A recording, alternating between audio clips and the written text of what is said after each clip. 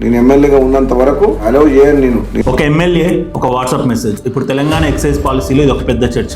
ఊరు బయట ఉండాల్సిన వైన్ షాప్ ఊరు సెంటర్ లో ఉంటుంది. బెల్ షాప్ లో అమ్మొద్దంటే మళ్ళీ దొంగసాటుగా బెల్ షాప్ లో అమ్ముతున్నారు. సాధారణంగా వైన్ షాప్ లో నియమ నిబంధనలను ప్రభుత్వం నిర్ణయిస్తుంది, కానీ మునుగోడులో మాత్రం ఆ నిబంధనలను స్థానిక ఎమ్మెల్యే కోమటిరెడ్డి రాజగోపాల్ రెడ్డి గారు నిర్దేశిస్తున్నారు. నా నియోజకవర్గం మునుగోడు నియోజకవర్గంలో మాత్రం నేను ఎట్టి పరిస్థితిలో నేను నడవలేను. నాకు ఈ పదవి ఉన్నా లేకున్నా పదవి ముఖ్యం కాదు. తన నియోజకవర్గంలో కొత్తగా వైన్ షాపులు పెట్టాలంటే ఆయన పెట్టిన కండిషన్లో ఒప్పుకోవాల్సిందని ఒక సందేశాన్ని పంపారు. ఒక ఎమ్మెల్యే ప్రభుత్వ పాలసీకి వ్యతిరేకంగా సొంత నియమాలు పెట్టవచ్చా? అసలు ఆయన ఎందుకు ఇలా చేస్తున్నారు?